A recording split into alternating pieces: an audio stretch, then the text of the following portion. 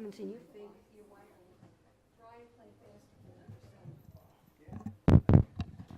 Welcome to Town Hall, everyone, and especially our Girl Scout troop who's here tonight to be recognized for their good works in the community. For those who aren't with us, often the way we start our meeting off is with the town clerk taking attendance, and then the Pledge of Allegiance, and then we have our presentations and recognitions. We'll also have a presentation by an architectural company about a town hall project, and we'll go from there. So, Charlie, take it away. Good evening, everybody, and welcome to the Scouts. We're very happy to see the Girl Scouts here tonight. This is the town of Orangetown. This is a workshop meeting. It is Tuesday, June 13th. The year is 2017. And on a roll call, Councilman Troy, Councilman Dibney. Yes. Okay. Councilman Valentine, Councilman Patari, and Supervisor Stewart. I would ask that Erin McCabe, and in conjunction with your troop, your fellow troop members, begin the meeting with the Pledge of Allegiance to the flag. I pledge allegiance to the flag of the United States of America, and to the republic for which stands one nation, under God, indivisible, with liberty and justice for all.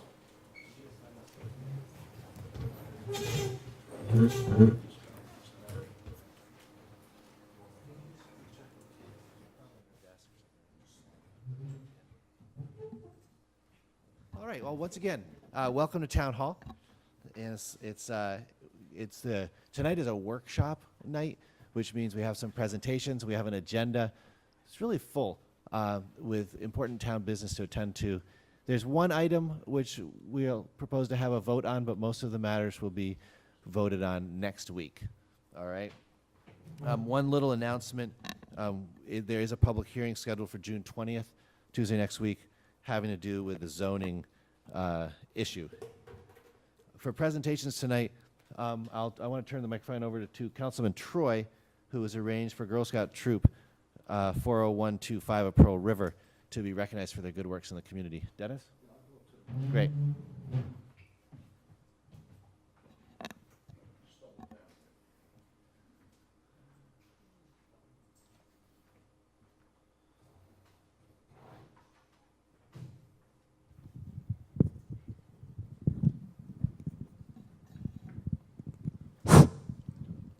First of all, welcome everybody here tonight.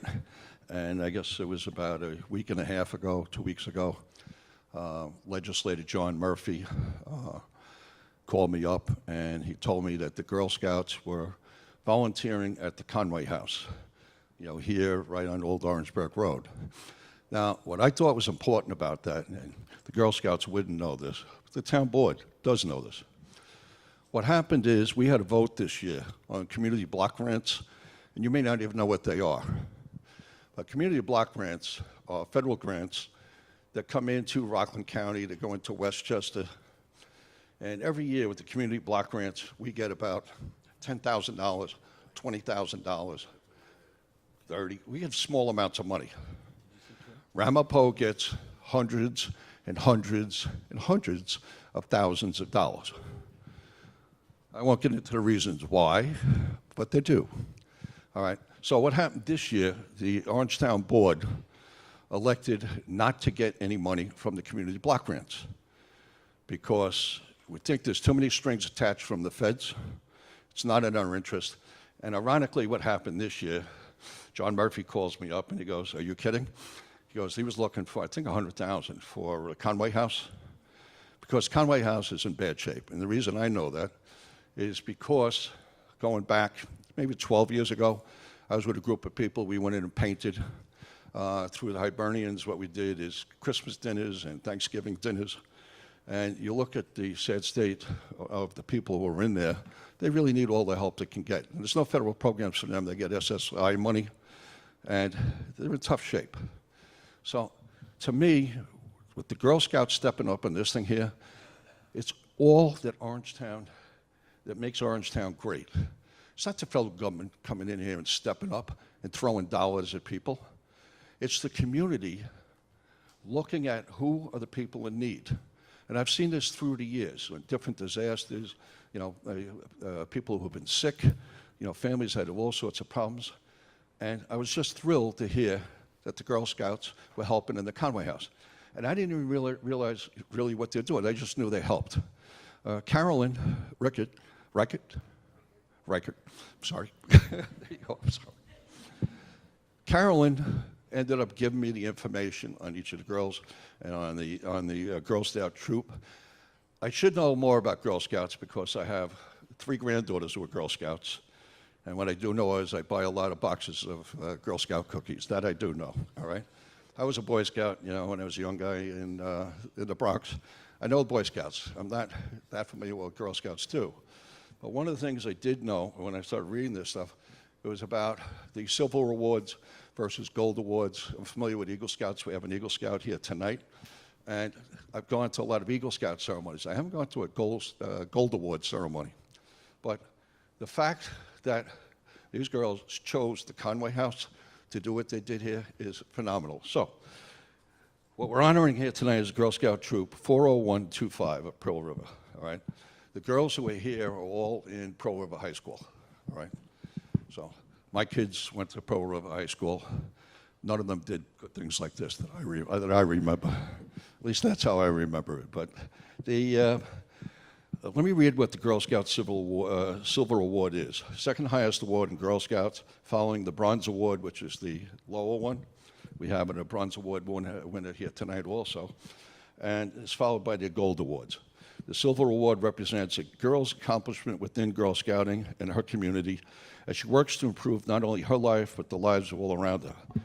Girls are asked to contribute 50 or more hours in a Take Action project that will improve some aspects of their community that they feel passionate about, or that they feel that they can inspire positive change.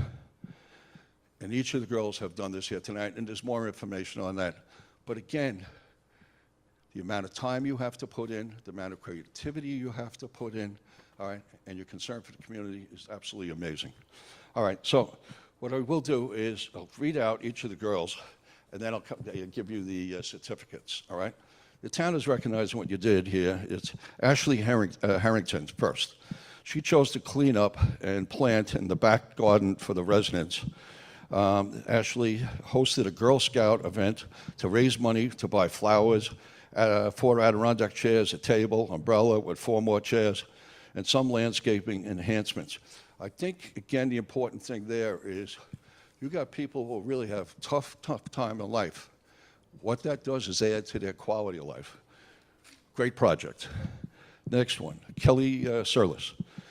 She chose to clean up and plant in the front garden for the residents. Kelly did her fundraising outside Stop and Shop. I shop at ShopRite, so I didn't see that. But, it's, again, buying soil, new shrubs in front of the house near the gazebo. Erin McCabe, she chose to build a shed for all of the garden chairs and everything. You need to store all these things, otherwise they're not going to last, all right? As well as any other storage needs. Lisa Gallagher, she chose to paint a mural for the residents inside on the wall of the smaller TV room, and we'll come back to that. Julia Branzetti, she chose to paint the smaller TV sitting room. Kerry McAleer, she chose to paint the large TV room and also help fix the lighting in all the common areas, including the large TV room, the smaller TV sitting area, and the bathrooms, and the hallway. Clara Reichert, she also chose to paint the large TV room and help clean up the ladies' bathroom. Clara's, is that right? Kier. This is bad eyesight. Kira's project is called Out with the Turnips. I thought that was interesting. Each one named their own project. I thought that was catchy because the walls used to be painted orange, and they got rid of the orange paint. I liked orange paint, but Kira purchased an additional 4 Adirondack chairs for outside seating with her leftover money. Kira, along with her sisters, hosted a Christmas Eve party for the residents with home-baked goods and a session of whistle Christmas caroling. What happened is another young lady who gets a bronze award is Kelly Gazzara. is also a cadet. She earned the Bronze Award, and what happened, she was accompanying her mother and ended up getting really into this, and she ended up doing her Bronze Award project, which I thought was phenomenal also. Kelly successfully collected 4 very large shopping bags of shampoo, shaving cream, razors from her classmates at school, and teachers for the residents of the Conway House. And again, you look at that, these girls are amazing. So I'll get each one of you come up here, and we have a certificate from the town. And keep in mind, when you're applying for college someday, add this on, that you're getting recognition for the town for something that you did for the community. All right, it's not worth money, but it is worth something on a resume. Just keep that in mind, okay? All right, we have Julia Brinzetti. Julia, just stand there. That way the art town can get all you girls together. Ashley Harrington.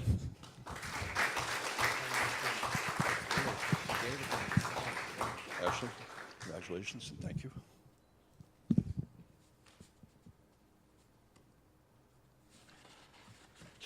Kelly Surlis. Kelly, again, thank you. Congratulations.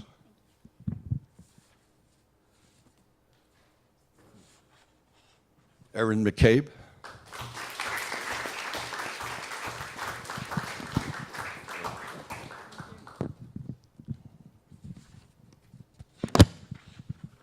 Lisa Gallagher.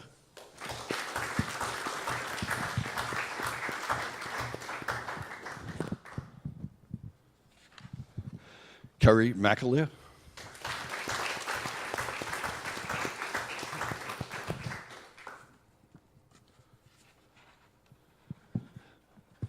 Kira Reichert.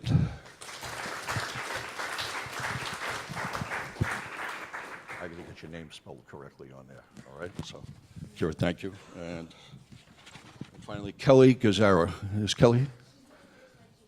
All right, Kelly is the one who was the Bronze Award winner, so hold on to Kelly's. Again, one of the other things I will point out, John Murphy was he's the executive director of the Conway House, which really is under the auspices of the Joseph's Home. He's been an unpaid director forever. And my daughter, who is the mother of one of the Girl Scouts, I called her up today because she's on the board of Joseph's Home and has been involved in different fundraising for Joseph's Home. And she was thrilled to hear that the Girl Scouts did this today. So thank you very much. And here, take that.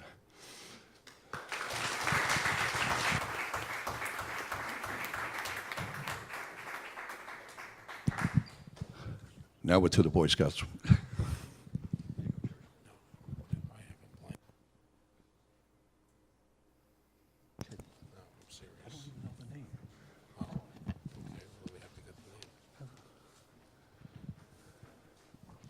Hold on a second.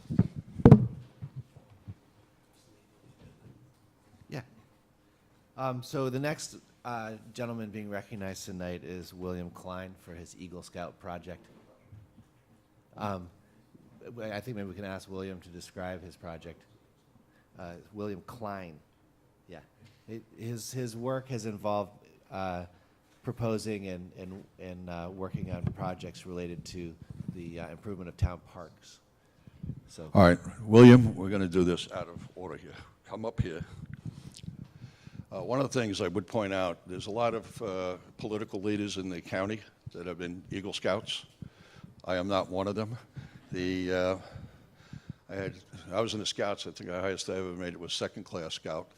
I had 2 brothers that went up the line. They never made it to Eagle. They made it to Life and Star, somewhere just below Eagle. I was more of a Bronx kid that liked the concrete. My brother's one who lives out in Yellowstone National Park, has lived out there for 40 years. Obviously, he liked the outdoors. I'm a Bronx guy at heart, So, William, what Eagle Scouts contribute to our community is unbelievably amazing, and we thank you. Now, here's what you're going to do today. You're going to explain what your project was to the TV audience and to the audience here, all right? Here you go. William, congratulations. I actually have not done the project yet. I have to move for your permission to do the project. Oh, well, okay, then you have an opportunity to get on the microphone and ask whatever you need here. See, I wasn't given a lot of information here. All right. Thank you. So my name is William Klein. I'm a Life Scout currently going for Eagle Scout, and my project involves beautifying the town park of Nike Overlook Park. What I would be doing is there's a giant asphalt slab, and it's covered in graffiti and profane images. So I want to take some asphalt sealer and put it over the big block of asphalt and make it nice and sleek, cover the graffiti, and make it beautiful again. I'd also like to remove the invasive plant bushes from the area, including vines from an apple tree. And the final step would be to, take a look, very sorry.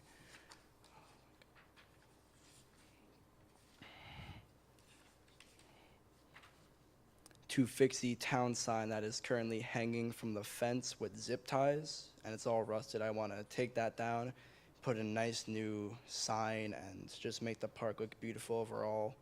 And as a bonus, I would just pick up the trash around, like the cans, just the garbage in general. Just make the park look good, clean, and make it a place for the community to go to and enjoy.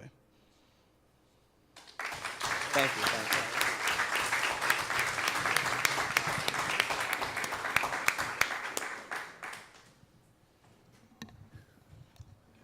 William, thank you very much. We will give you whatever support that you need.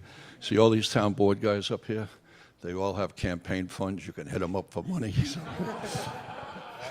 All right? So I thank you very much for volunteering. And we don't have a certificate for you because you, oops, I just knocked out the microphone. We don't have a certificate for you because you haven't done the project yet. So there you go. All right. Thank you very much, William. Thank you, William. Andy, I am going to address them after the board does the women. First of all, the Parks Department will be working with William as far as overseeing any plans that relate to town property, and we thank you for your good intentions there, and the capacity of Eagle Scouts to actually carry out their intentions is well known. So we look forward to those improvements and helping out in any way we can. And to the girls being recognized tonight, thank you so much for your service to the community. What you've done is really an act of leadership and role modeling for all of us, and I appreciate Councilman Troy bringing you guys in here and the chance that people have sitting in the audience or watching on TV to find out a little bit about your project. I think it sends a great message to the rest of the town. So thank you for your good works. Do other town board members want to comment briefly, or we kind of move on? Charlie, do you want to say a word? Yes, I did want to address the women. William, you have all our support. Can't wait till you get your project succeeded. But to the women, I just want to congratulate you. It is a very important feat that you are a leader in your community, but you see what you can do as a group and when you support one another. So I hope when you look back, you remember your individual feat that you achieved, but you remember that you did it as a group and how much fun it was and what a powerful message it is. So go women. I love it. Thank you. Well said.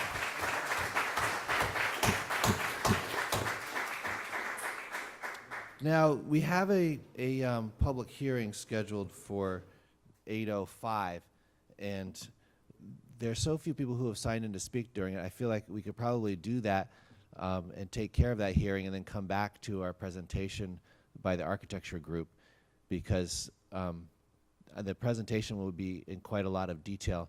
Folks are welcome to stay here and learn about the kind of analysis and discovery related to evaluating our town hall for rebuilding.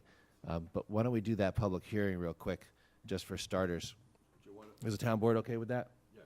Do you want to point out to the Girl Scouts that they can stay for the entire That's what I'm saying. meeting? You're welcome to stay as long as you want. You could go home and study, or it's whatever you would. We will not take offense if you leave.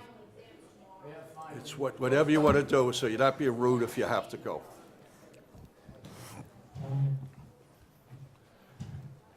All right. Or you could go out and then come back if you want as well. Put it back in. Where is he? So, I need a motion to reopen our public hearing on the entity disclosure law, which is printed in the agenda for tonight. Is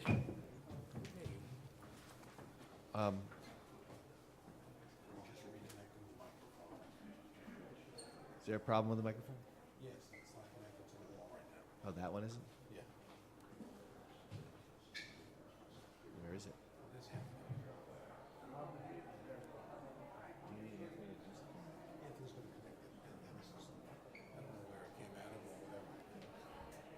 We're going to make sure that microphones are plugged in.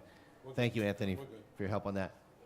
So I'll make a motion to reopen the public hearing. Do I have a second from over here? Second from Jerry Patari. All in favor, say aye. Aye. This resolution is resolved the public hearing to consider a local law amending Chapter 43 of the Code of the Town of Orangetown to add a new article entitled Entity Disclosure Law is hereby reopened. And I'll just summarize very briefly what this is about, or maybe Rob Magrino, were you going to do that? Okay, great. Thanks, Rob. I know that we've discussed this before, but there's been some minor amendments Right, to the proposed law. If you could Yes, just I tweaked it describe a little that. bit. And actually, the version I sent to you, there's no change in substance, but in terms of form, the definition should be in alphabetical order. So the version I'm going to ask you to vote on, I have. It's just that they're in alphabetical order. Everything else is the same. But for everyone involved, the change is really we tweaked the definitions just to make it a little clearer that any applicant or an owner of a property or an applicant, sometimes they're different. An applicant can be authorized by an owner to make a land use application. So we, I put something in there to make that a little clearer. And in terms of the requirement for disclosure, the thing I made clear in looking at it when I was reading through it, it really said you have to fill out what is on a form or disclose what the town board declares on a form. Rather than it just being a form, I put it in the law, and basically it would be for an entity which is defined in the statute, the entity would have to disclose the name, address, and contact information for each member, shareholder, officer, director, partner, and any other person authorized, and any other authorized person having control over the entity. Each named person in that first subsection would have to identify any town officers, employees for which disclosure of a relationship would be required pursuant to the general municipal law, and such other information as the town board from time to time may make a determination is appropriate. So those were really the only changes. Doesn't change the heart of the law. It's just, I think, makes it a little clearer. I know last time somebody made a mention of perhaps making it graduated penalties. As with most zoning laws, the idea is compliance. So if somebody doesn't fill out the form, it doesn't go anywhere. You're not going to be able to make your application. So that requires compliance, and that's a way that it won't get any further. And if somebody does violate the law, there's in my opinion, sufficient penalties in there to address it. So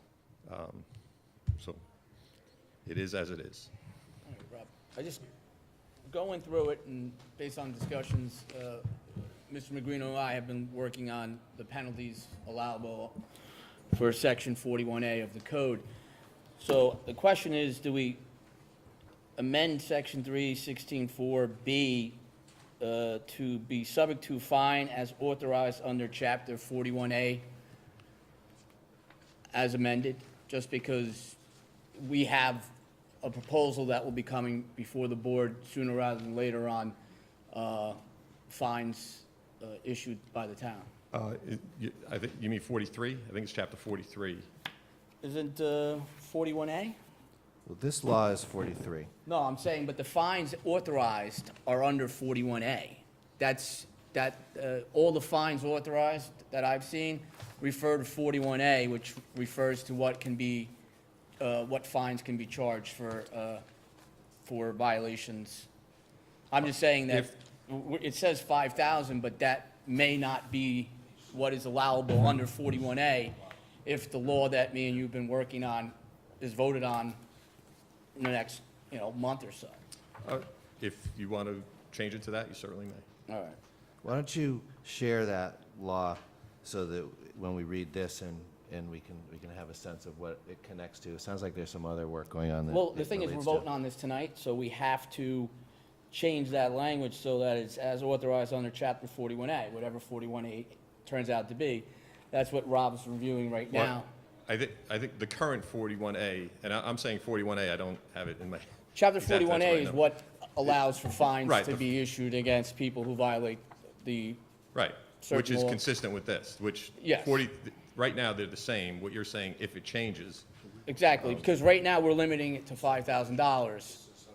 That may or may not be what the maximum rate is after we change the law.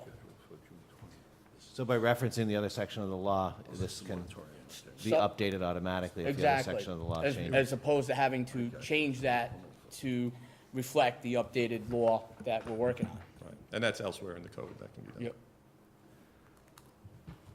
Okay, so that's, in a nutshell, the proposal at hand. We had one person sign in to speak during the public comment period, and we'll have hands raised for any others. Maureen Agosti, are you still here? Right here in the front. Oh, they're great. Right there. How are you, Maureen? Hi, how are you? Welcome to Town Hall. Thank you. I found out about this by reading in the Rockland Times. I called your office yesterday just to make sure of where the meeting was. I've been in Orangetown for 30 years, property owner. I'm just going to quote from this. The law would create transparency regarding exactly who owns the property. That's a subject for a request for a building permit, a zone change, or other land use.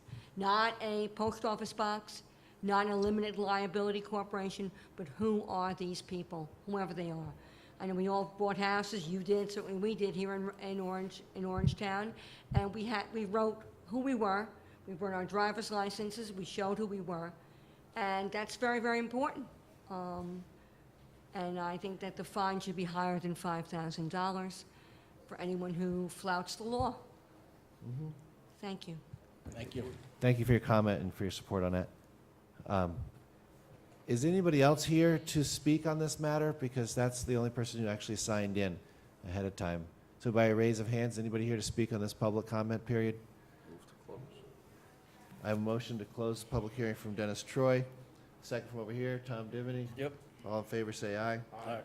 So we've just closed our public hearing, considering any comments, and we appreciate Rob Magrino's explanation and the clarification of one item. It's a small change that Councilman Divany suggested. And then if we go on through our agenda a little bit, there's a few other, hold on a second. Okay, so whenever there's a change in town code considered, we look at environmental impact as a matter of state law.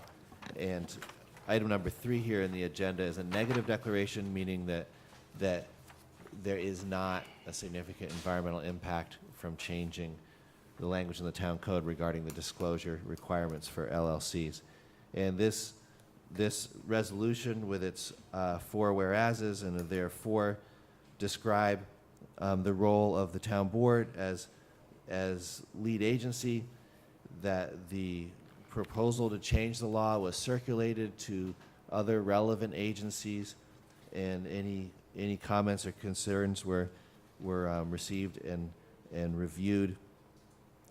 Taking a hard look at any environmental impacts, which there really aren't any significant environmental impacts, the town board resolves to adopt a negative declaration under SECRA and authorize the town supervisor to execute the environmental assessment form and take such other and further steps as may be necessary to discharge the town board's responsibilities as lead agency.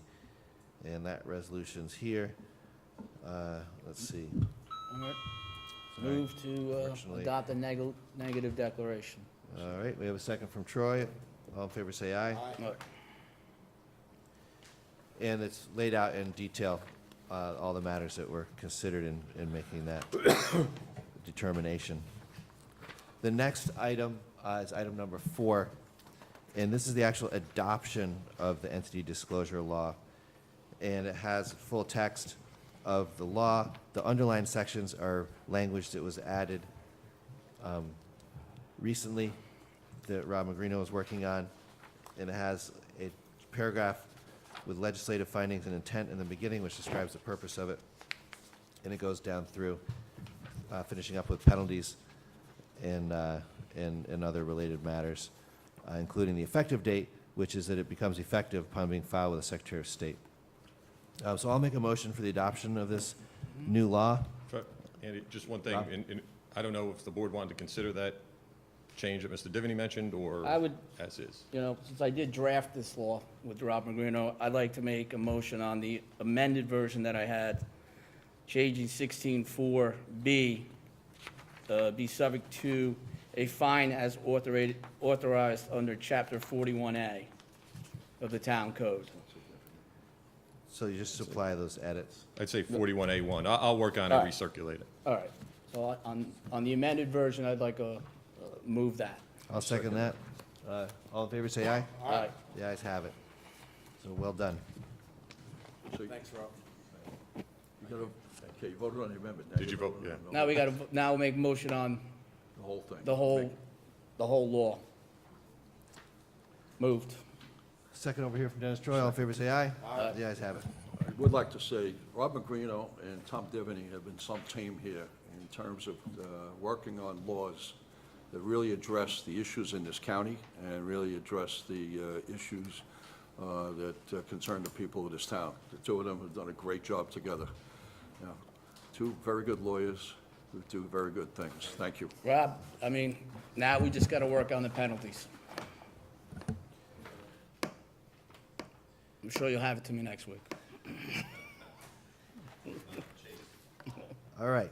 So, yeah, we have a lot of work to do on the data center deal as well.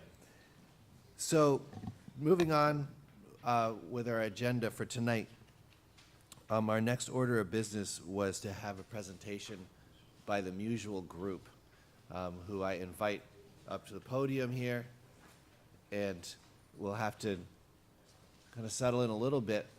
There's a projection screen, and the intent is to show some images on that. The town board members have in front of them a nicely bound report. I'm not saying that the other pile of reports that you have, which is our responses to the Waterfront Park RFP, are not what I'm talking about. Just the one labeled Mutual Group at the top. Do you have that, Tom, or fish out it? All right. Does everybody have their printed report? You gave it to Ann? Okay, you're good. So, just to summarize where we're at, first of all, welcome. Thank you. It's great to see your team here. Larry Lane has, and the gentleman in the center with the blue jacket has been the one who's been interviewing town employees, department heads, inventorying how we use our existing space, photographing this space, looking at its arrangement in areas for offices, for walking and circulating, for meeting, and for other purposes, and then looking at the basic question of what are we going to do about what we call the old town hall, this side of this building, with respect to its sort of descent into obsolescence, I guess you could say, and bringing the building department, which is off-site, and it's a significant town department, into a consolidated town hall, and fitting in the parking and doing it in a way that is both efficient from a cost perspective, but also really respects the fact that this building is an iconic and important center for our community, and it needs to be good. So that's our basic work, and I have to commend you. I feel like it's extraordinarily detailed analysis. We're barely going to scrape the surface of it in the next half an hour or so. So the town board members have copies, and when we finish up, we'll talk about next steps. Thank you, So Mr. welcome. Supervisor. Really appreciate that, and it's a pleasure to be here. And you hit the nail on the head. This is really the first step of many steps to go forward. We've compiled the data. We have 7 schemes. We have an addendum to the report that we gave you earlier based on some of the comments that were given to us the other day when Larry and Noel met with you all. So we're here. We're going to, some of the slides are the raw data which you have in front of you, which we'll just skip through unless someone has a particular question about some of them. But we'll get into the detail of the few schemes. So with that, I think I'll let Larry jump right in and present to you our findings. Thank you. Can everyone hear me without a microphone, or should I bring? If you hold that in your hand, the people on TV will actually be able to hear you. Okay. The YouTube, which will be probably getting thousands of clicks, will actually be audible. I don't know which about will- that, because I'm going to be talking, but as Mr. Musial said, that we did our analysis and synthesis. It's in 2 different steps. The first part, we're actually gathering the information, and the second part, we bring it all together with some solutions, some conceptual solutions, and some suggestions. Now, what I'm going to show you are those 2 items, and like Mr. Musial said, I'm going to go quickly through the analysis part, but I want to point out a few things. But I need your we all need your feedback and the town's feedback on some of the concepts that we came up with. We came up with 7, and we all have pros and cons. We have pros and cons for each one of them. Some of them we elaborated on more than others, and we will explain why we elaborated on the ones that we had more pros to. Okay, let's continue. Just a quick rundown as you know about your building. This building was drawn in 1959, so technology has changed an awful lot since this was actually built. And then the building next door, we called this building here Building A. The building next door, we're calling Building B in this report, and that was drawn in 1992.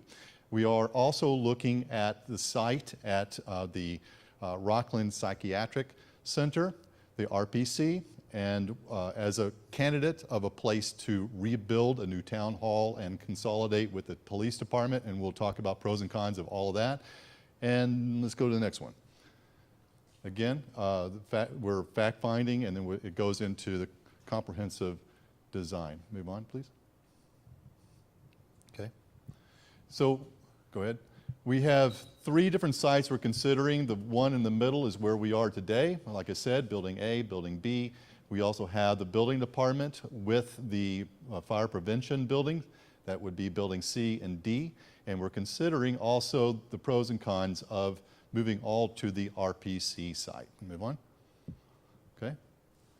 Okay. Let's go take it all over there.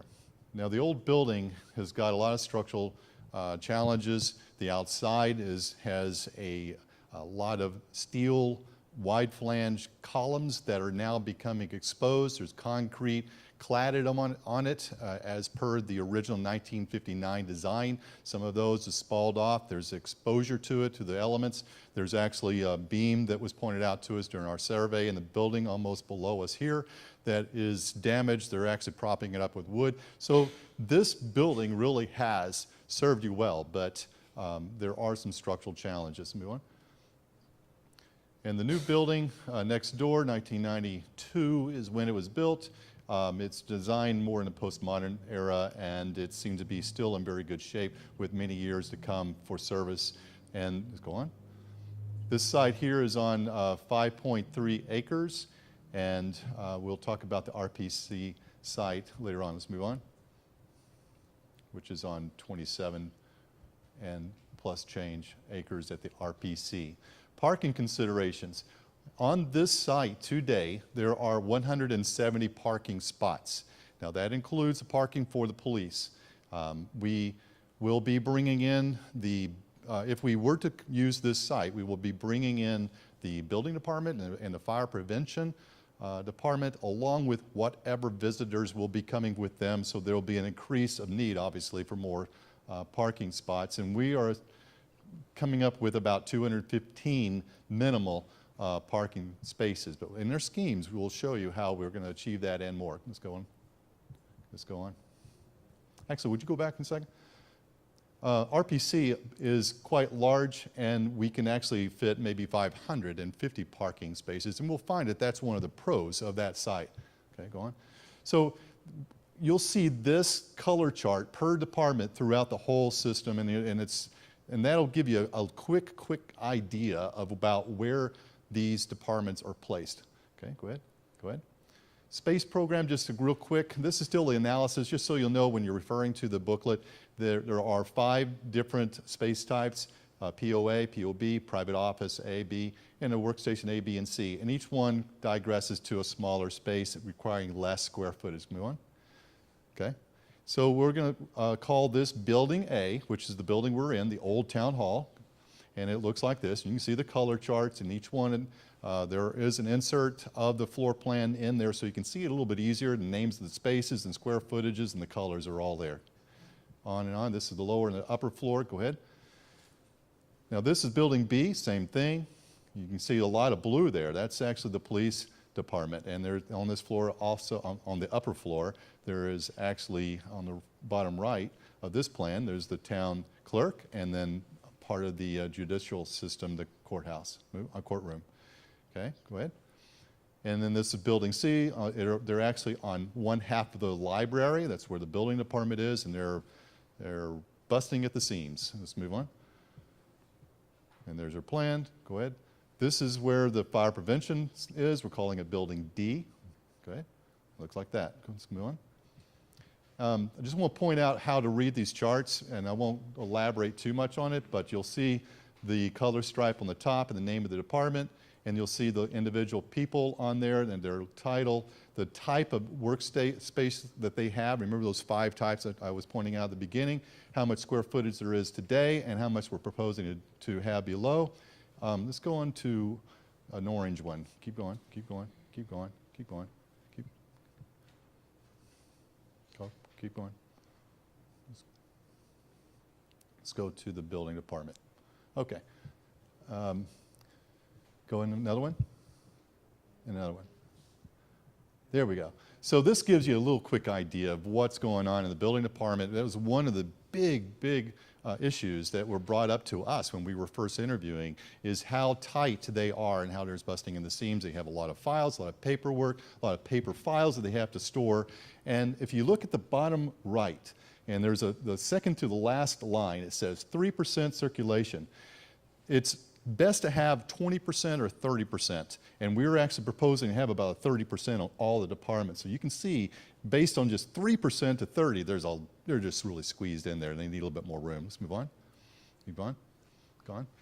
Keep going to the next grouping. Keep going. Okay, go. All right, so this will give a quick rundown of the existing and proposed square footage per department. Okay, let's move on. Let's go back real quick. I want to point out too, the proposed square footage, you see it's about 53,000. So that, half of that is about what Building B is, where the police and the town clerk and the courtroom is. Okay, go ahead. So we have different, we have another blocking study talking about the adjacencies. These are proportional to the size of the departments and how they interact with the public and also with themselves.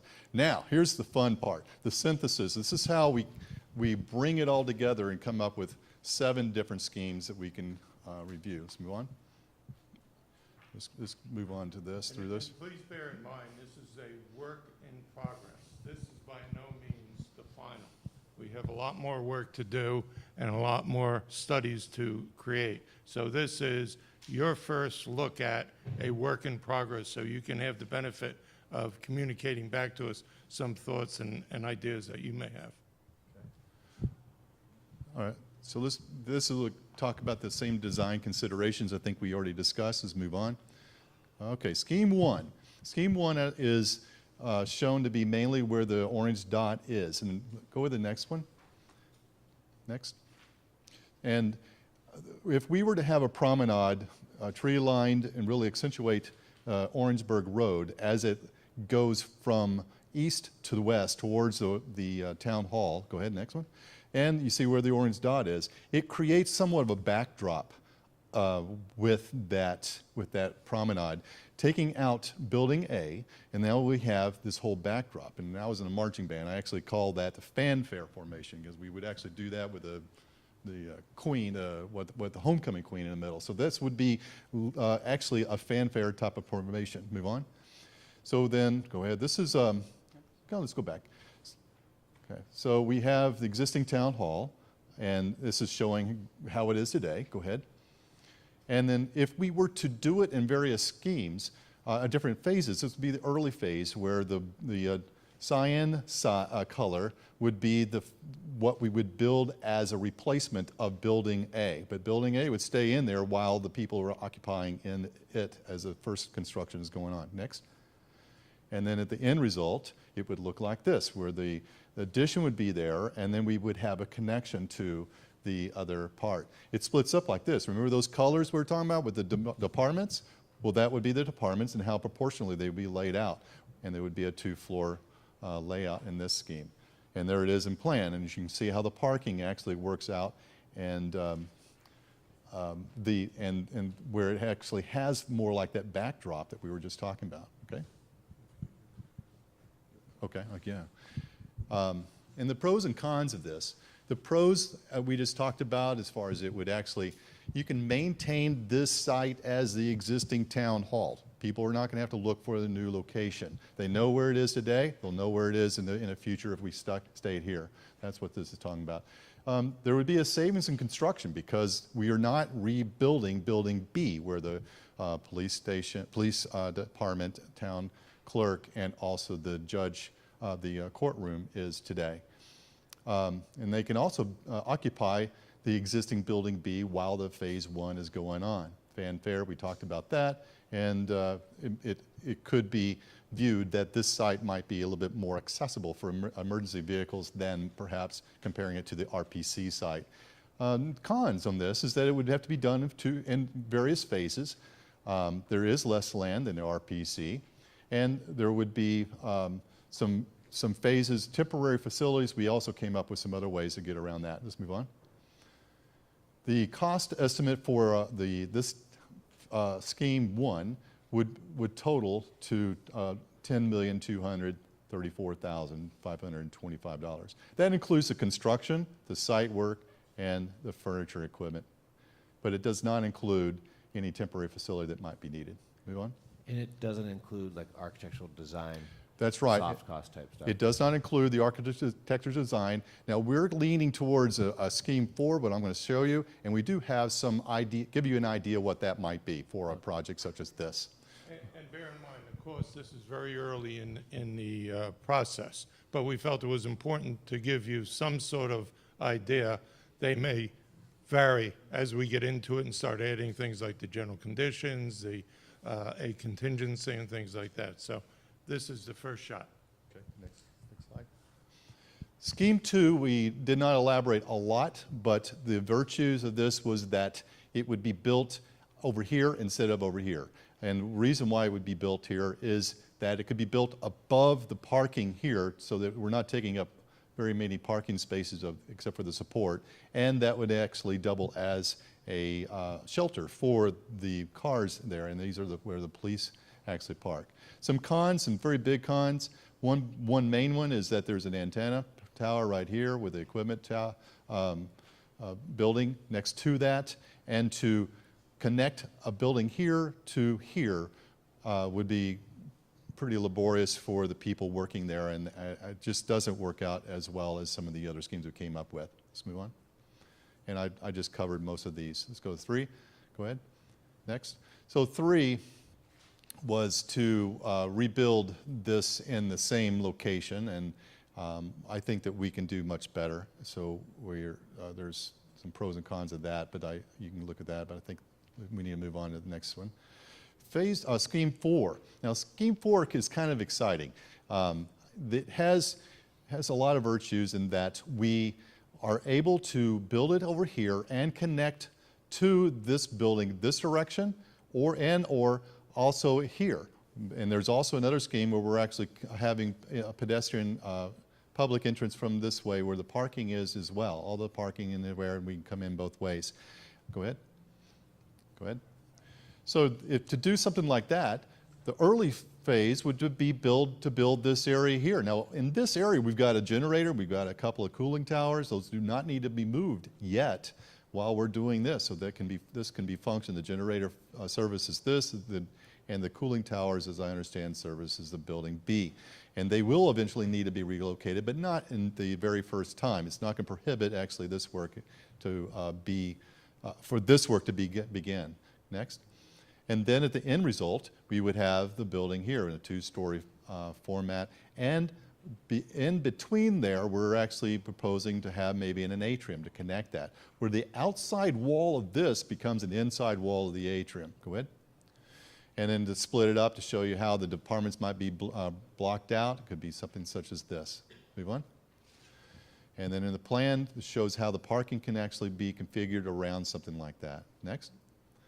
And then I just talked about most of these pros and cons. The cons obviously is similar to the phase one, the scheme one that we just talked about, because that's to be done in phases, and the RPC land is larger. Move on.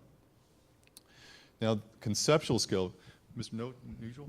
Well, it's a little bit difficult to see, but basically, this is a many-phase project, regardless of which scheme you do, and the closeout would be in January 2021.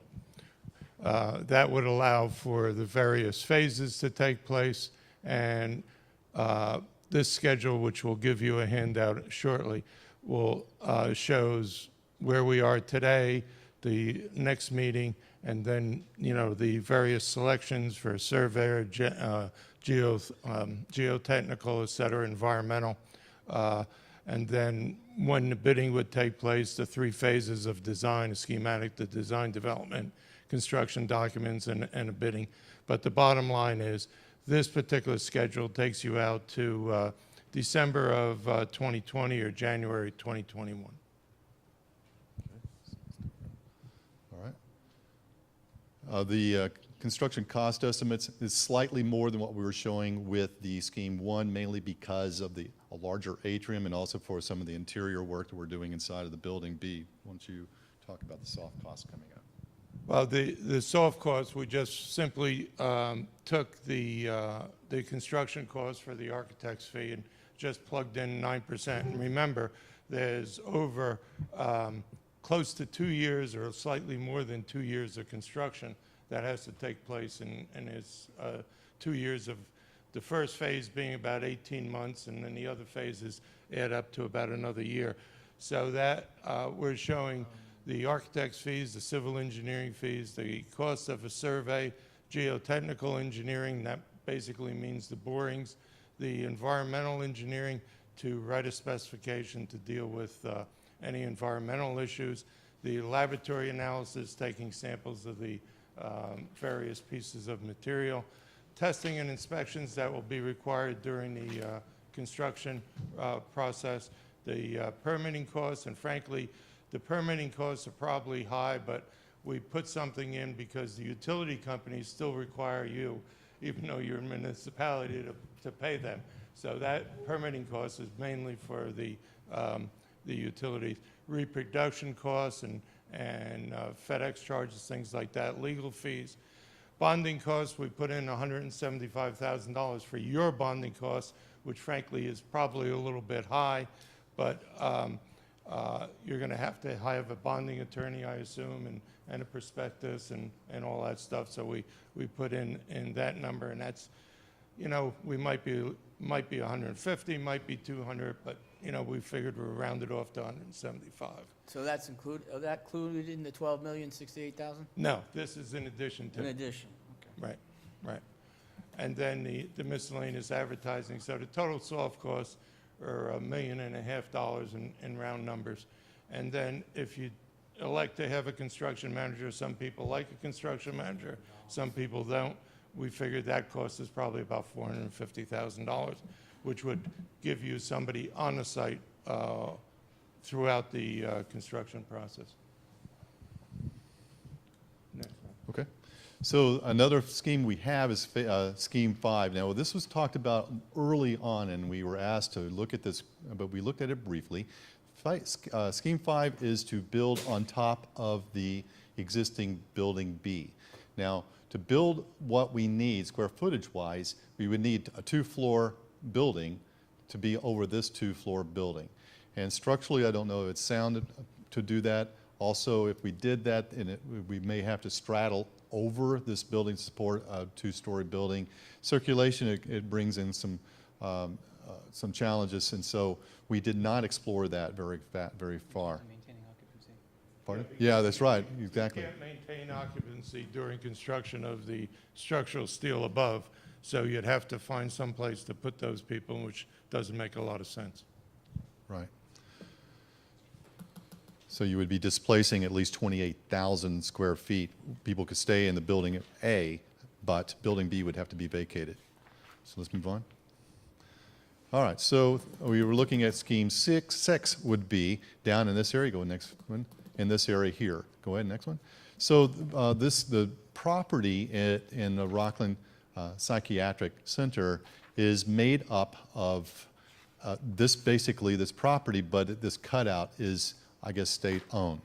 So just to give you an idea of how big this property is, there is actually, if you put this box in there, and this box represents roughly the square of this property that this existing town hall is on. This area here is a wetland. You cannot build on it. This area here is also a wetland, cannot build on it. And this then creates a very tight connection. So if we were to have the restricted, limited vehicle access from over here, and then to expand into this area with vehicles, it would be somewhat of a little bit of a bottleneck to get into that area, and a long walk to get back unless this is purchased. And I do not, if you were to use this site, I don't know that we really need this for actual parking, because we can have quite a bit more parking in here than in this site. Okay, and we could have access from the Orangeburg Road here, but this area is low, but this area is high. In order to have that, then this county road would have to probably give permission to have curb cuts coming in, maybe an off-ramp, and then a ramp to get up to the higher elevation in this area. This area, this hatched area, is to show approximately 6.3 acres. And then this area here is to indicate what it would look like to have a new town hall with a police station similar to what we were just looking at on the Scheme 4, just to kind of give you an idea of how it might fit. Okay, next. And I think I may have talked about most of the pros and cons on this. The main con, and there's also the con, in my view,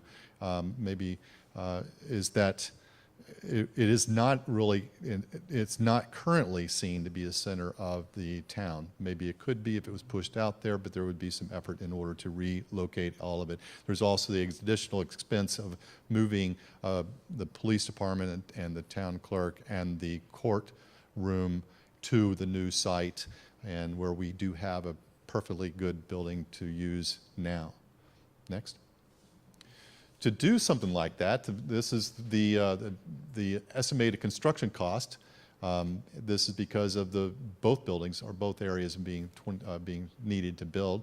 Site work is quite a bit more because there's quite a bit more land to use for parking and for landscaping, and furniture equipment is about the same as you'll see on the other ones, because we're assuming on this example that we would relocate the furniture that is in the Building B. Okay, let's move on. Got a quick question. Do you guys, if we did, not saying we're gonna do it, but do you guys have a value on this land if we did relocate, how much we could recapture with the sale of this property? That has been discussed, and I think that I'll have to shift that over to the supervisor. We haven't had it appraised, but I've asked our staff appraiser to, for mixed use. Well, yeah. And second question, your numbers and all the hypotheticals and examples, does that include demolition and an abatement cost? It does not include abatement, but it does include the demolition. We're going to refine the numbers to give you a little bit better breakdown after you decide which scheme or which couple schemes you want. Then we'll refine the numbers and give you a better breakdown I mean, of all of it is. I But just- yes, In your experience, how much, could you even give us an estimate? Because like, on example 2, I'm already up to, like 14 million. And then I'm just trying to, numbers mean a lot to Yeah, the of people course. that live in this town. And most of these examples are up to $14 million already Right. without abatement, right. which is, And the other question is, I advised the supervisor, I wanted to know what the cost would be to fix the existing problems that are at Town Hall and get a number for that, instead of doing any construction. What is it gonna cost to just fix the existing problems, so we could have a comparison as opposed to redoing everything? How much is it gonna cost just to do with the structural issues and issues that we need to deal with right now? Right, and we intend to provide those costs. It's going to take a little bit of analysis, but I don't have that off the top of my head, but it's our intention All right, to perfect. give that to you so you can see exactly what's involved. One of the things that would be involved, that would be a concern, would be the removal of some of the environmental, the asbestos, because Yep. if know you what I'm have telling me? something, the floor tile's the easiest to remove. That's really nothing in terms of dollars and cents, but it's something. It's some of the other things that you might get into that are a little bit more I mean, costly. no, we to know, remove. because And that's one of the big costs over at Right. RPC with those buildings is the, Is the asbestos abatement. removal, yeah, And- yeah. and- And frankly, that's why our estimate for the environmental services was so high, because they have to take samples, you have to have the laboratory analysis, then you have to have somebody monitor the air, during the process. So there's a lot that's involved in it. nope. But we intend to give you those numbers. As a matter of fact, the three of us were talking with our engineer earlier today about doing an energy analysis as well, see what it is presently and what it could be in the future, and compare that to modern construction and see what that may be, or what it would take to upgrade it here to modern. Because one of the things that we were also discussing, and we're evaluating the cost now for any of these new additions, it's always a balancing act between the initial costs and the operating costs. And we're finishing our, I guess, 6th or 7th geothermal job. So one of the things we wanted to investigate was, what if we did the heating and cooling for your, if you did elect to go to an addition, or frankly, even this building, for a geothermal system, maybe under the parking lot, maybe off to the side, but it's something that I think you should consider. And finally, we have a seventh scheme. This one here is a derivative of the scheme 4.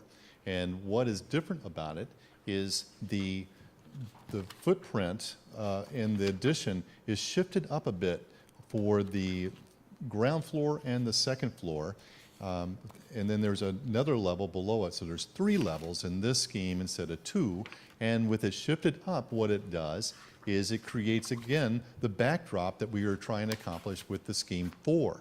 So we have a best of both worlds of with scheme 1. So we have the best of both worlds of scheme 1 and 4 having the backdrop, and with it having 3 stories instead of 2, the footprint is less. Therefore, we can have a little bit more flexibility of what we do with the parking and the landscaping in that area.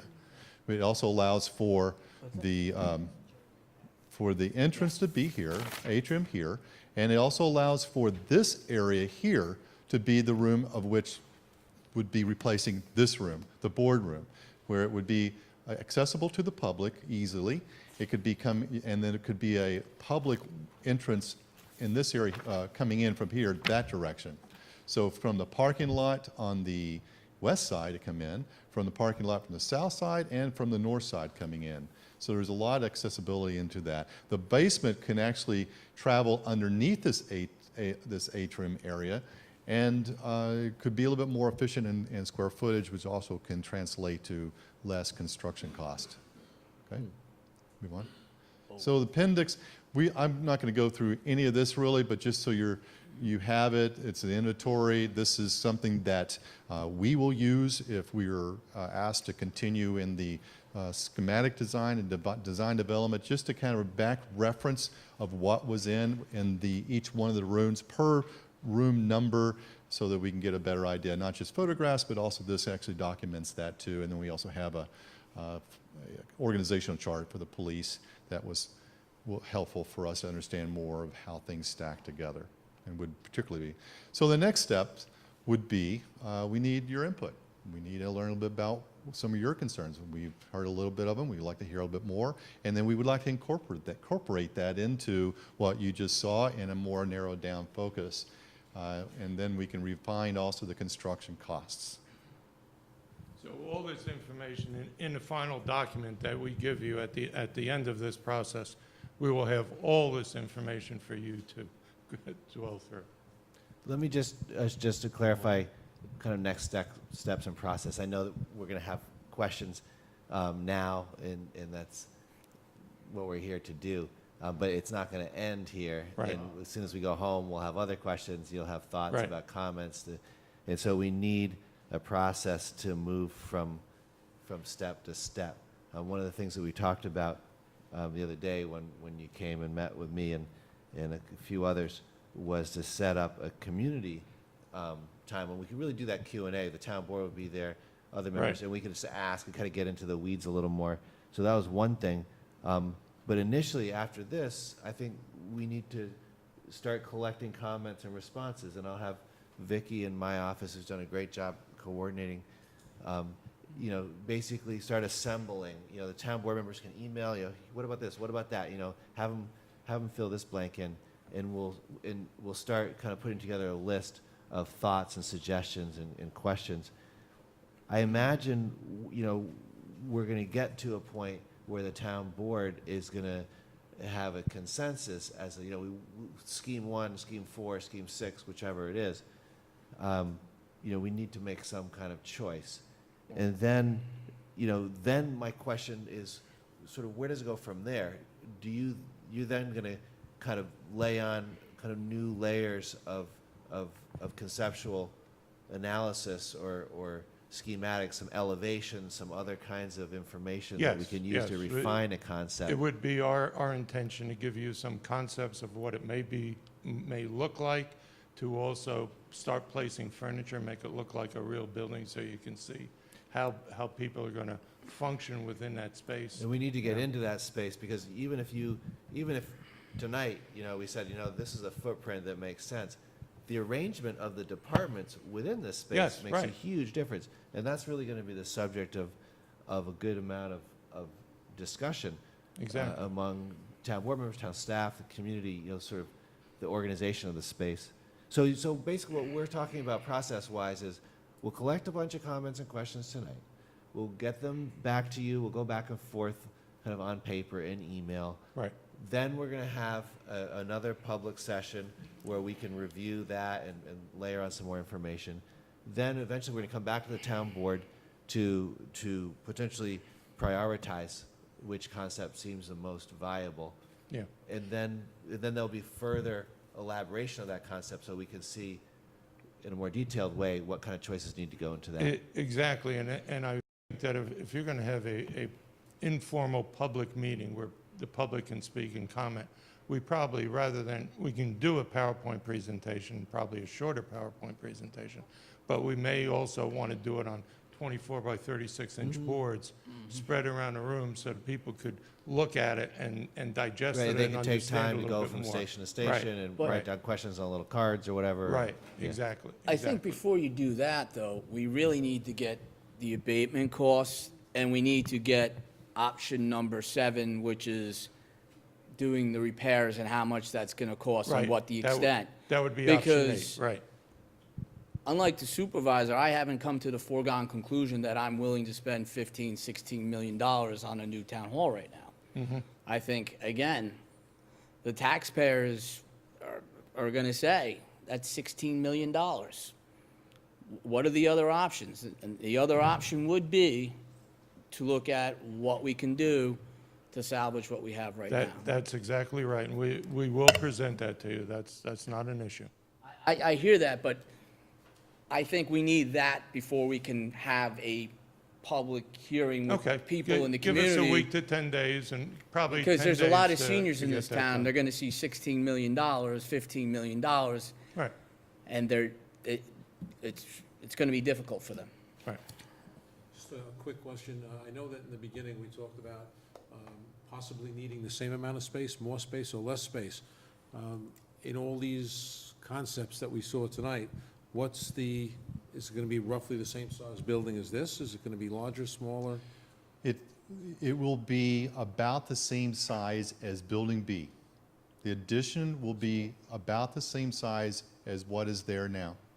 And the reason is because not only are we bringing in the square footage from the DOB and from the fire prevention, but we're also upgrading it for handicap requirements and dimensions that this building doesn't provide anymore. Okay, thank you. Can you clarify, what is the acreage on this building, this lot right here? Well, this building itself, Oh, was- and the surrounding, the whole property, Parcel is what, 5.5 what's the acres? size? acreage. Acreage, it was 5 point, what was it? Let's go to the very 5.3, I top. think. Acres. 5.9. 5.3? It's one of the, about the sixth slide from the top. into this building too? All right. And if we're bringing the building department, do we have an idea on what we would be getting for that building? In terms of the, Sale or right, rental? potential revenues from, Those are all things that have to be calculated in this equation. just on the building department question, you know, that's going to take some real thought because the town owns the building, the library occupies half of it. The town, you know, that site has the museum, Bobby Wise shop. So it's not as clear to me anyway at this point that it's how we can kind of cash in that chip to help pay for other things. I really have an open question as to what is going to happen to the space the building department's in if they were to Completely agreed. leave. Completely agreed, but we It's not clear, and that requires some real. don't disagree with you, but it's a factor in this equation that has to be calculated. So I that mean, one thing that I think everyone we in should town say and right on- everyone on this board is completely aware of every factor that's in this equation. One factor which I think we should rule out is that moving out of there isn't necessarily a welcome mat to the Orangeburg Library to double in size. The town funds that library, and that's, you know, that's not the direction I think we want to go. So Again, so it's a they're gonna factor to there, be there's gonna considered be when empty looking at the space, equation. And how can we use that to generate some revenues is the question. I mean, who said we're selling, but it's a factor in the equation. Is there sell, a lease, potential rental, like rent. what are you gonna do with that? You're not gonna just leave it vacant. Would we so have to renovate it in order to rent it? It's just a factor, well, we don't have to renovate it. Someone can come in and offer us $5,000, and usually when you're going into a rental, you're gonna pay for the build-out. So it's a factor in the equation that has to be considered by the town board and the residents of this town. I agree, and that's a knotty one. Yes, this building is on a 5.3 acre lot. The RPC is a 27.5. About 7.6 of it is considered to be a potential area for the town hall, excluding the wetlands and the area that chokes off. And as far as, I mean, you noted that there's a substantially higher cost to go to off-site because of moving the police department. Yes, it did. Of course, that Yes, could you're right. potentially be offset by the sale of this property, and that revenue would in turn be kind of reverse offset. I think anyway, the town would want to look at buying Staff Court because the shape of that parcel is a little odd Yes, without taking ownership. So there's a fair amount to sort out with ultimately, you know, these questions of the off-site locations.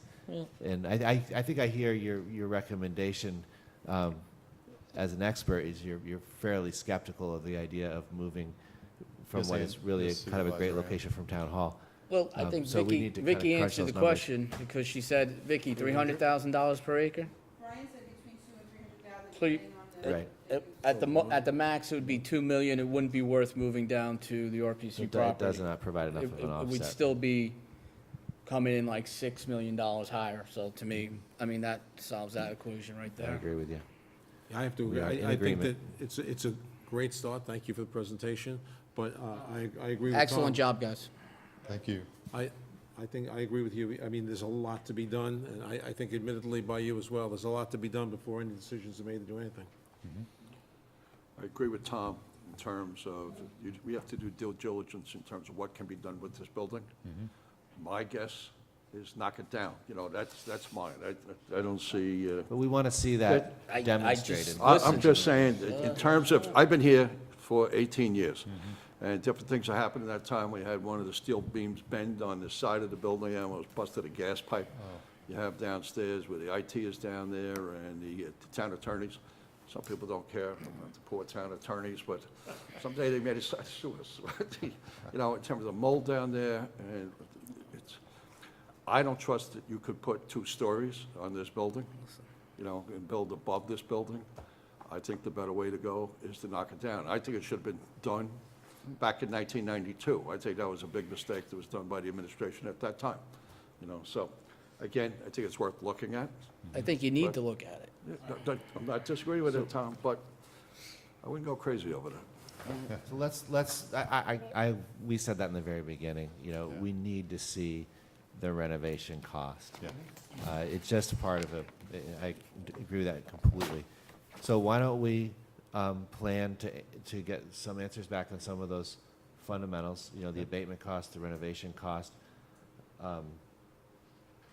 Those are the main things. And then, you know, set a time for further discussion. And in the meantime, the town board will review the matter in Good. detail. Good, yes. People who are here tonight are welcome to take a copy of this and put a bunch of stickums on it with questions. We'll get that commentary flowing and get to a point where we have a sort of a sense of what shape the final solution is going to look like. All right. So thanks once Thank again. you. I think you've done great work. Thank you. It's a good Thank you. beginning.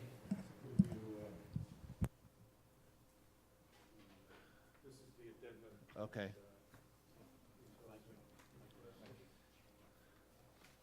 If you could send this to us in a PDF, we'll create a web page with downloads so people can easily access this. Okay. That's unusual.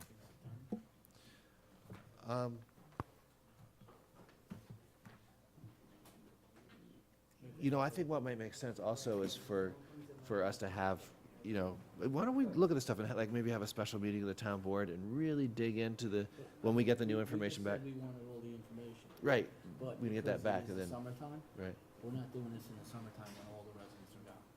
In terms of a public, Yeah, but Right. if you're doing a Q&A, you still want everyone to be able to attend, yeah. because then you're not getting really public input, and people are gonna be, Dennis, you can attest to that. The Q&A's gotta be in September or October, where all the residents can come in and ask the questions they wanna ask. You don't do it in the summertime when everyone's away. Yeah, we're not going to be ready to do that for a little while. We do have, it is a learning process, and I think getting some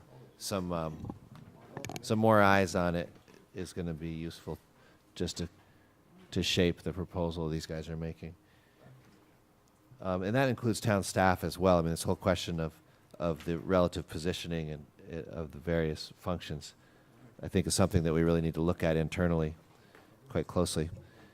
So let's return to our agenda. We had moved through several items, taking us up to item number 5, and we're back in workshop mode, although I think, Vicki, correct me if I'm wrong, there's one item at the end of the agenda where I think the Parks Department, number 18, which just, since we're talking about it, let's just, the annual signing of the agreement with Noble Ninth for use of the Masonic Park as a town summer camp location is very, very important for the town. and they wanted us to vote on that. So I'll second that.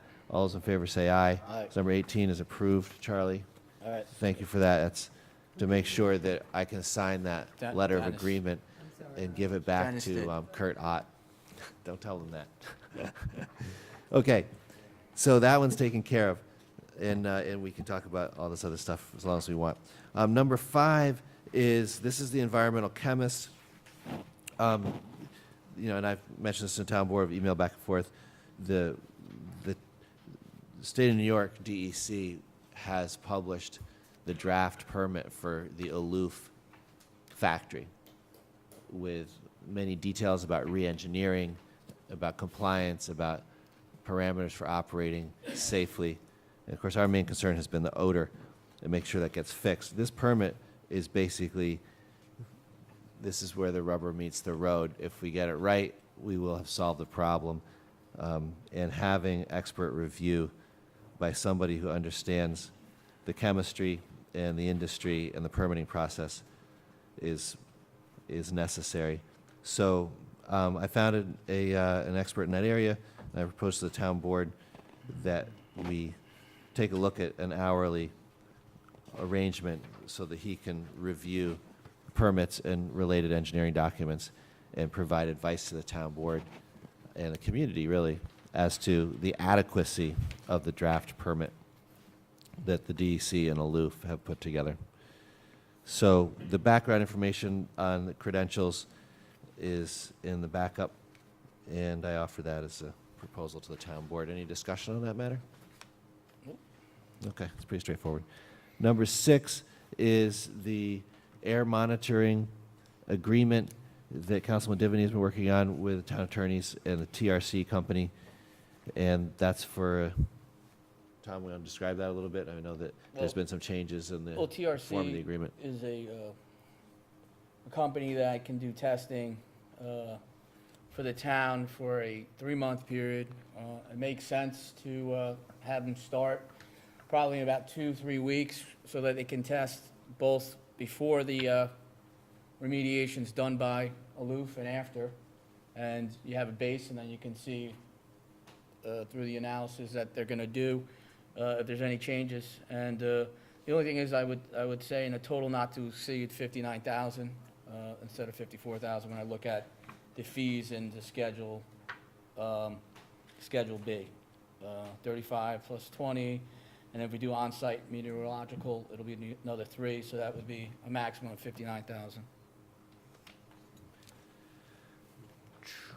Number 7 is the approval of a pilot program for the JP Morgan Chase Data Center project. This is going to be contingent on the school district taking action, and essentially it's a pilot deal over 20 years where their tax payment increases from about half assessed value to full assessed value. Yep.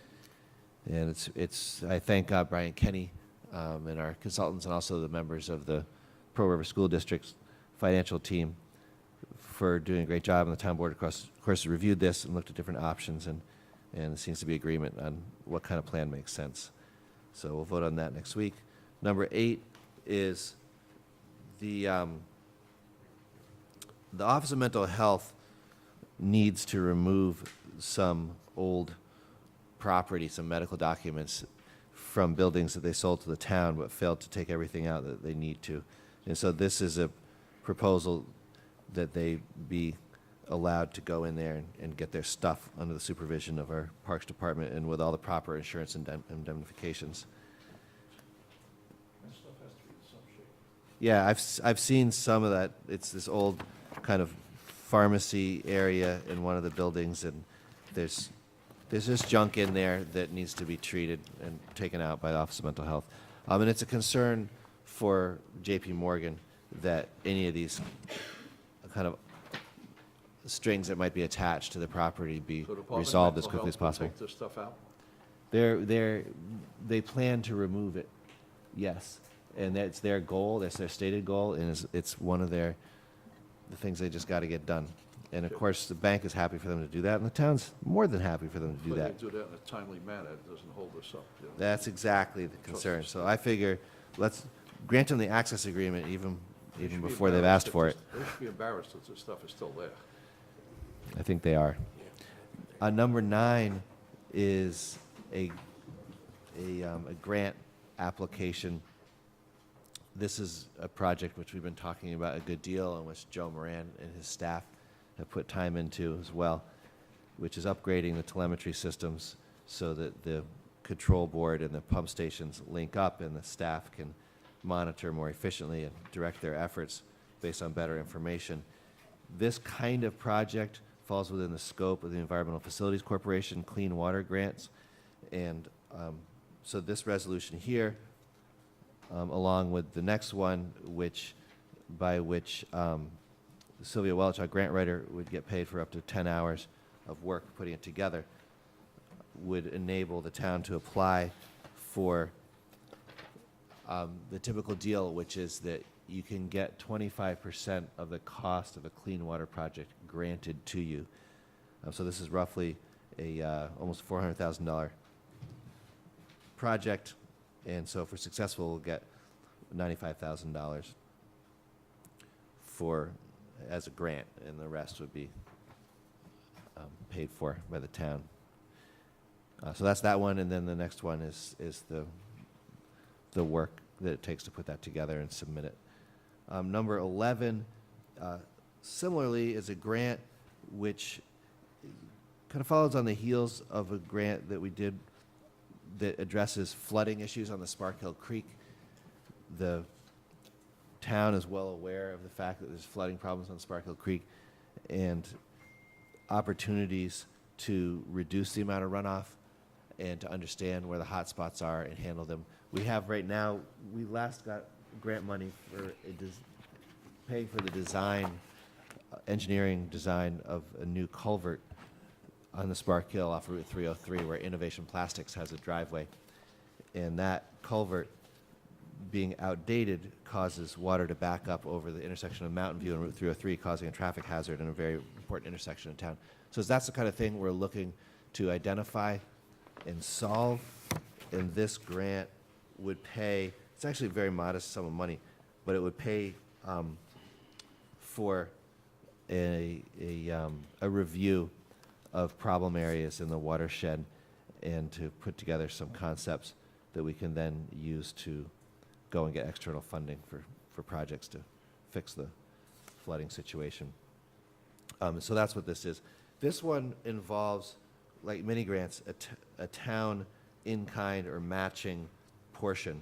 So we actually decided to restrict it to a $25,000 ask, because if you go over that, and there's a limit of $50,000, it's not a big funding stream, you end up with a whole ton of extra paperwork related to the minority business women's contract processes, where each contractor has to document a whole series of personnel requirements. And so we're shooting for $25,000. 30% of that would be a combination of in-kind town work and funds. And if we are successful, we'll be able to get some expert eyes on the watershed and help the highway department plan its future projects. Are there any questions about that? Because this one, it should sound a lot like a very similar grant we wrote, I think last year, and we got results back in December or January. We were looking, we put it all together, we got letters of support, and in that one we fell just a few points short of winning the grant. And so this is our modified attempt. Any questions about this? Jim Dean's not here tonight, but he's directly involved in this as well. All right, not hearing any questions. Number 12 is the appointment of Wayne Romisher to the Substance Abuse Committee, effective immediately, thanking him for his volunteer work with the ambulance corps as well. Number 13 is, it's kind of a minor sideline item to the LED streetlight conversion project. This is an agreement with O&R that gives them the go-ahead, first of all, to fix any lights that are out, but put LEDs in instead of their normal old kind of energy-intensive type lights. And second of all, to kind of put them on notice that there's a number of lights that the town isn't planning on buying back because they have underground service to them. They're the more new developments. And we want them to convert those to LED themselves. So that's what that agreement's about. It's about a page and a half long, and it's attached here. And I just want to mention also, the town board members have been, we did go over to White Plains to see the LED streetlights functioning there, and they really do look good. So we're looking forward to moving ahead with our project and also saving a lot of money on energy. Number 14 is the acceptance of a grant award by the police department for protective equipment. Number 15 is the Pearl River Parks and Activity Carnival, June 22nd through the 25th, and assistance from the town for that event. Number 16, similarly, is assistance to the GAA's Clubhouse grand opening on July 7th through the 9th. Number 17 is a showmobile for the Bergen Music Festival, which I know is really going to have a lot of exciting acts and performances. And that, with number 18, we already voted on. Number 19 is has blank spaces because the bids are due in tomorrow, but this is the town board allocated money for the demolition of derelict structures over at Cherry Brook Park, and that's what this bid was for. Any questions about that?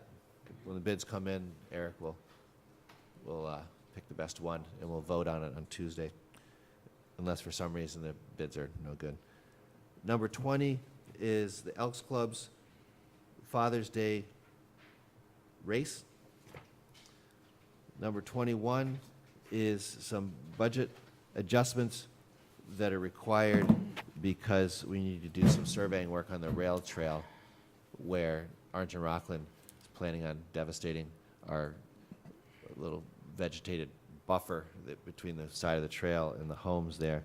And while we're negotiating with them to help pay for putting things back together again with a fence and other plantings, we need to survey to figure out exactly where that fence needs to go. So that's what this number 21 is. Number 22,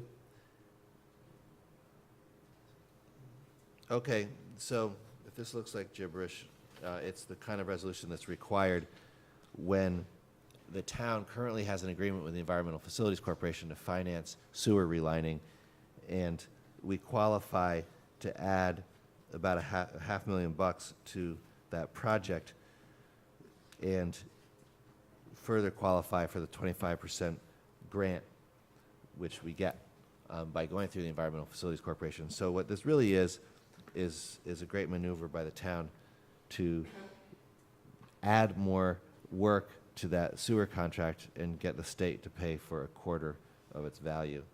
And it requires a new public hearing on the matter, and that's all outlined here in this resolution as part of the required documentation of that change in the amount of money the town's spending on that sewer project. Did I get that right, Jeff, more or less?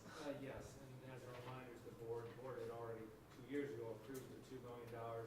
This is just taking it to $2.5 million, and it's a 25% grant, and the financing is done at 0%. And so this has been a process that's been going on. Joe's been working on it for the last couple of years, and we're just at the point now we're going to convert this short-term lending, close out the project, and convert it all to the 30-year loan at 0% interest. So that will facilitate it, but it also does increase the amount by the $500,000, which was additional work that Joe was able to do. Mm-hmm. All right, thanks for that. So those are the resolutions that we have on deck for votes for next week. Did we miss anything important, or town board comments or questions? Are you pushing this or no? I set aside this matter related to the CDBG.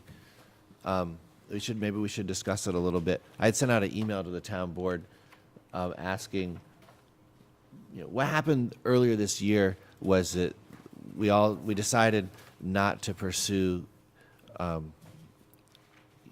of administering CDBG grants for various reasons. Dennis actually addressed this a little bit earlier in the night, but the town rarely qualifies for much money at all. It does take staff time. There are concerns about the sort of the policies and politics related to the federally funded grants. And for those reasons, the town earlier this year decided not to participate in forwarding applications by local nonprofits. And so, but the matter now before us is whether for next year the town wants to be a member of the CDBG grant consortium, which is all of the municipalities in Rockland County. And my sense is that we've made our decision about that. So I didn't put this resolution on whereby the town would sign up for membership in that consortium. I agree with But we can have a discussion about that if you want. Yeah, I saw an email from you. I don't remember who else I got any information back from. I mean, we can bring it up. I think we were pretty clear that we're worried as a town about the strings that are attached to any CBTG grants, and I think we just stay out of it. Yeah, so next time around, So we we don't just have won't be to a member vote. of the consortium, so All right. the That's fine with we me. won't be in a position of accepting, denying, or supporting or not one or another application. And that's. Yeah, you're okay with that, right? All right. And presumably, if the town in the future wants to elect to join, it can do that. All right, sounds good. So those are the matters before us. I wanted to suggest that the town board take some time in executive session. We do have a personnel disciplinary matter. We also have labor contracts, and there might be something else on my list. All right. Let's see. Can you add to the adjournment Kathleen McGuire and Robert McCrudden? Sure. Do you want to do those next week, or do you want to do them No, tonight? Next week is fine. Okay, Next week. All right. great. If you could just send that as an email All right. to Vicky. Motion for exec session. I'll second executive session. Do I have, all in favor say aye? Aye. The ayes have it. So we won't have further business tonight by the town board.